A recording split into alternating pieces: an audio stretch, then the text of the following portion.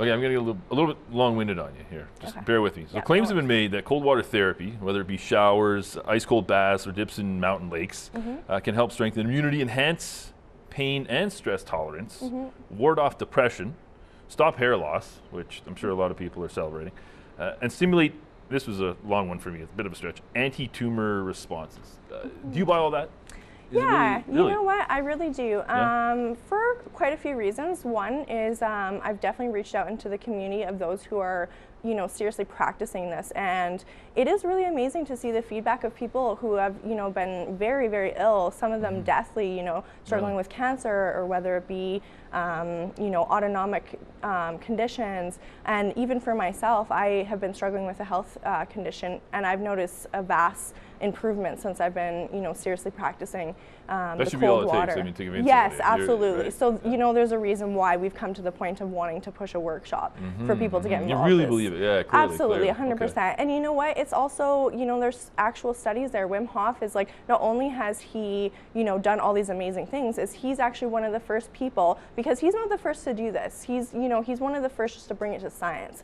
So he's actually had quite a few studies, and not only has he had the studies done on him, but he's had them done on people that were selected that were very unwell, elderly people that were suffering with arthritis and all these different health issues, and trained them for the 4 days on the breathing method, and then took them up Kilimanjaro, and they were hiking up with shorts on, and within a very short amount of time, 33 hours I believe it was. Transform their health.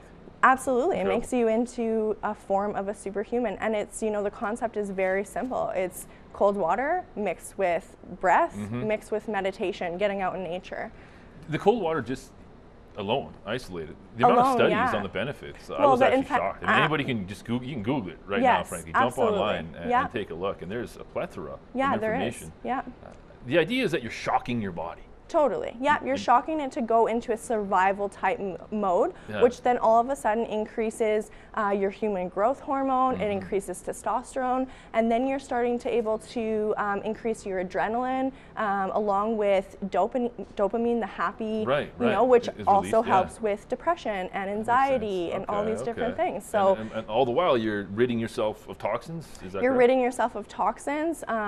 You're making yourself, a lot more receptive. Every time you practice, you're getting that much closer to being able to, cure your autonomic nervous system, which is huge. If you're able to control your hormones, there would be no such thing as depression when you're feeling anxious or stressed Imagine or that. sad, Yeah. when all of a sudden you can give yourself these high rushes of dopamine, and, so this is really what it's all about. And this is, clinically studied, and people can read the I reviews think you on just it. answered my next question. But before Big Pharma moved in basically the way they have, groups of people all over the world were practicing this cold water therapy. Yes. Probably, I would assume, along with the breathing techniques Yeah. and a bit of the meditation as well.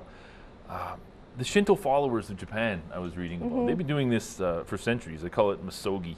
Yes. Is there any reason, though, nowadays, do you think, and maybe you did just answer that question, that it's making a comeback here in North America? Is it just people kind of rejecting Big Pharma nowadays? Is something more to it? You know what? I think I can speak for myself on that. I think that you get to a certain point, and you can't get any further. You Okay. get to a point where, pharmaceuticals or maybe the help offered to you only gets you so far.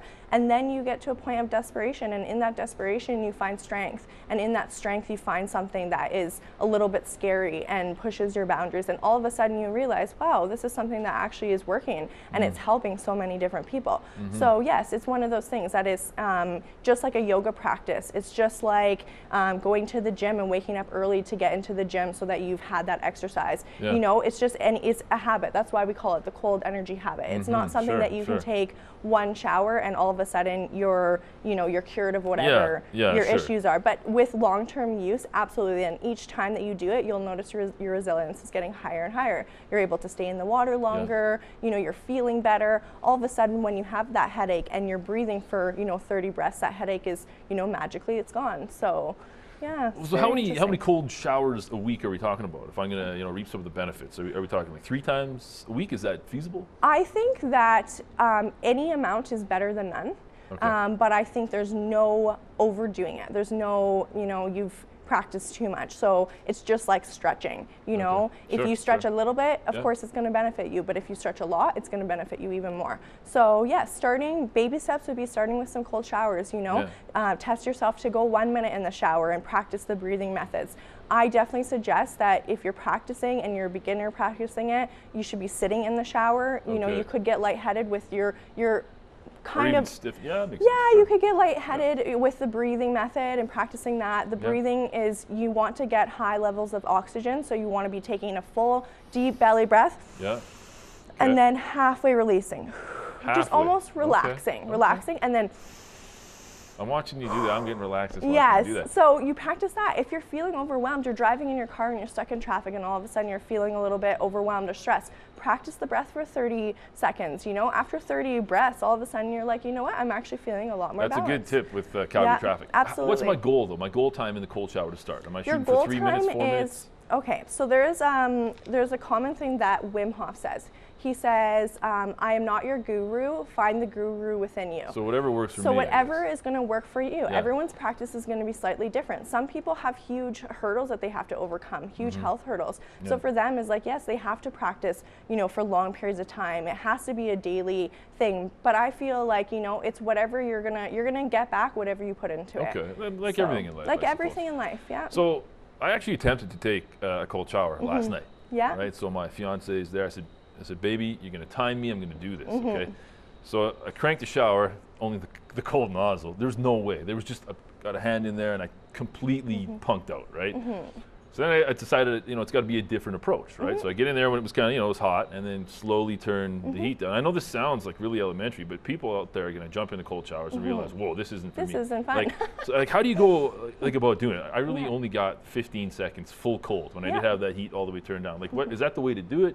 You start warm, you just kind of baby step it like that? I mean, is there a better strategy? You know what? The idea is to shock the body into survival mode, right? So to really get it going, I feel personally is like, I feel like it's fight or flight at that moment. You have to choose to either, you know, control your breathing. Once you lose the breathing, you can't no longer sustain that. So start with the breathing. Start with the breathing. When you start with the breathing, all of a sudden your body's oxygenated. So all of a sudden you're already feeling stronger. And then once you go into the water, like there's no way that I would be in the mountains and going right into the ice water before I've done my breathing. My breathing is what. Okay, let's do some real quick. Some breathing exercises. Sure. Okay, so I'm going to follow your lead. Okay, so a huge one that is being practiced by Wim Hof and other people that he's taught under his method is the 30 breaths. You're going to do the full breath in and then the release, or just kind of let go.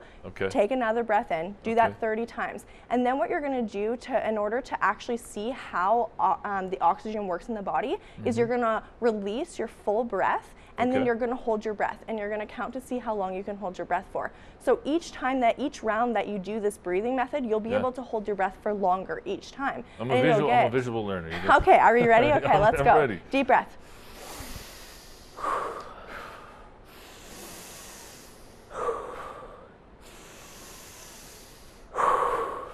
We're going to do this 30 times.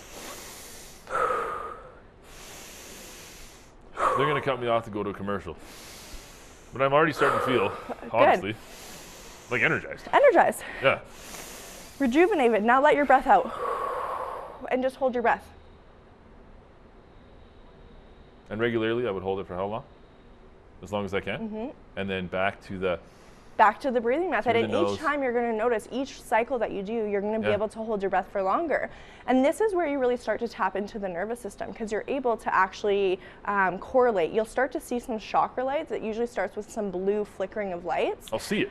You'll see it, yeah. And those will be your chakras. And it can go to all different colors. It's really quite interesting. You can have some very interesting, yes, it's very heavy, but yes, once you kind of get into I suggest lay down on your floor, get relaxed, do the breathing method, and really just let yourself go. Once you let go of that breath and you're holding your breath, just let the mind go to ease. So when I'm in that place, then I'm gonna get cold, I'm gonna get wet. Yeah, so once you've kind of gotten to that point, you're like you have lots of oxygen in your body, hype yourself up, you know, do some push-ups, do some jumping jacks, get yourself excited, get the adrenaline going, and then hop into the shower and start with the method. Don't forget your breath. Once you lose the breath, then all of a sudden, you know, you're not able to really withstand it. You let go of the mind, right? You start to get inside your head, okay, gotcha. and then all of a sudden you're thinking you can't do it. But That's it's all cool. about the breath. That Don't felt let go of pretty the good. breath. We're going to take a quick break, folks. Stay with us. We'll be right back.